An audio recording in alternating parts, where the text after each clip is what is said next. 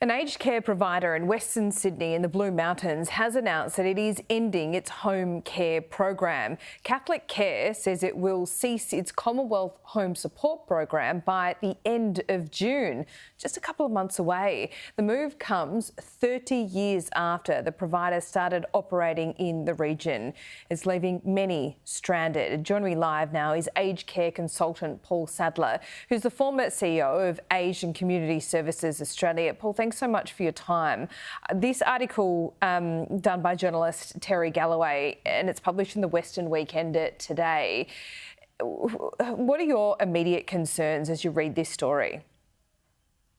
Well, the first thing to say is that it's very important that the older people who are receiving support from Catholic Care have a guarantee that they're going to be provided with ongoing services.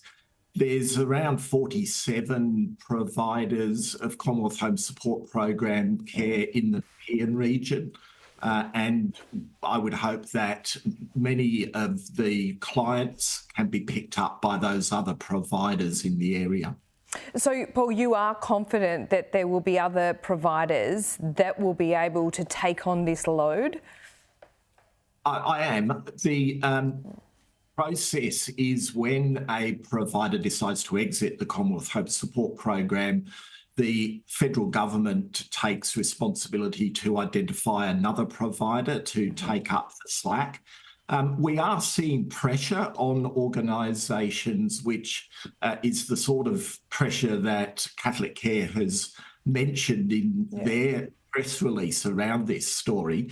So it is a challenging time for organisations. There's a new Aged Care Act going to be coming in sometime shortly, which will cover these places.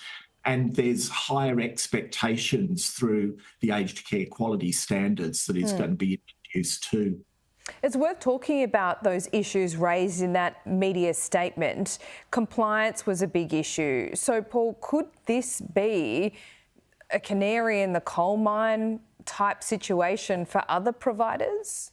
Yeah, I believe it is indicative. We've seen many local governments, for example, exit the Commonwealth Home Support Program, particularly in Victoria, but also some here in New South Wales. And other providers that are local community-based organisations are also exiting because of the enhanced expectations that we have. Yeah, so we want the highest possible standards in this type of care, but has the government either gone too far with the compliance issues or not given some of these providers enough time? Many of the expectations come directly from the Aged Care Royal Commission report and its recommendations a couple of years back. So I don't think it's that we don't want to actually try and meet those expectations, but the key issue, as you say, is what time and assistance is being provided to organisations to achieve compliance. And clearly Catholic Care, as are some other organisations, has taken the decision that it's not for them to continue to do that in the Commonwealth Home Support Program in the future.